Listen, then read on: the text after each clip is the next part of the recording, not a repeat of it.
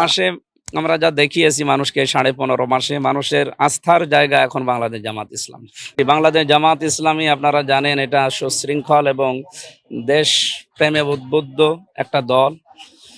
সেই হিসাবে আমরা এই আদর্শ ধারণ করে 24-এর শাহাদত বরণ করেছে যারা, তাদের কবর জিয়ারতের মাধ্যমে আমরা কালকে নির্বাচনী প্রচারণা আনুষ্ঠানিকভাবে আরম্ভ করেছি।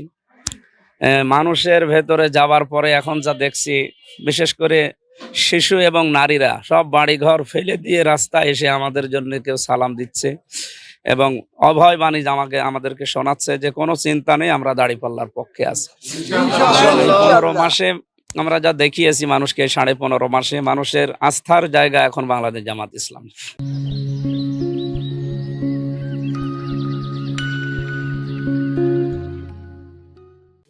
যে সাড়া পাচ্ছি, আশা করছি বিজয় হব ইনশাআল্লাহ। নির্বাচনে আমিও তো ভোট দিতে পারিনি, আপনারা জানেন।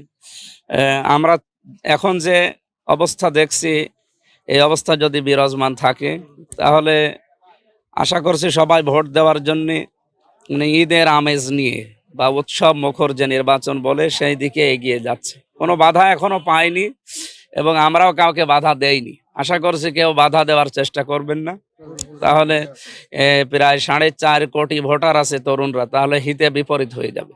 আপনারা যারা উল্টাপাল্টা চিন্তায় আছেন, এই চিন্তা বাদ দেন, আসেন গণতান্ত্রিক পদ্ধতিতে এদেশে এতদিন যেহেতু বন্ধ ছিল, আমরা সবাই যেন প্রত্যেকের জায়গা থেকে অন্তত নিজেদের মত প্রকাশের যে স্বাধীনতা এবং নিরাপদে চলার যে স্বাধীনতা, এটা যেন এবার আমরা প্রতিষ্ঠা করতে পারি। হ্যাঁ, ভোটের প্রচারণা যেহেতু সরকার থেকে নির্দেশ আছে, আর আমরা নিজেরাও জানিয়ে দেশকে এবার আমাদের নিজেদের আয়ত্তে রাখার জন্য আগামীতে কেউ যেন এ দেশকে বিক্রি করতে না পারে এবং ফ্যাসিস্ট হয়ে উঠতে না পারে, এই জন্য হ্যাঁ ভোটটা খুব জরুরি। আমরা সবাইকে এই বিভিন্ন নিয়ম নীতি যেগুলো জানি আমরা, ওগুলো মানুষকে জানাচ্ছি এবং সবাই হ্যাঁ ভোটের পক্ষে সাড়া দিচ্ছে। হ্যাঁ ভোট জরুরি, আগামীতে কেউ যেন হাসিনা হয়ে উঠতে না পারে, কারণ এগুলো হয়ে উঠলে তো এদেশে আবার গণতন্ত্র থাকবে না, মানুষের অধিকার থাকবে না এবং এই কথা বলার যে স্বাধীনতা, এটা তো হারিয়ে ফেলবো। এই জন্য এইগুলো যেন কেউ হরণ করতে না পারে, এই জন্য মাস্ট বি হ্যাঁ ভোট দরকার।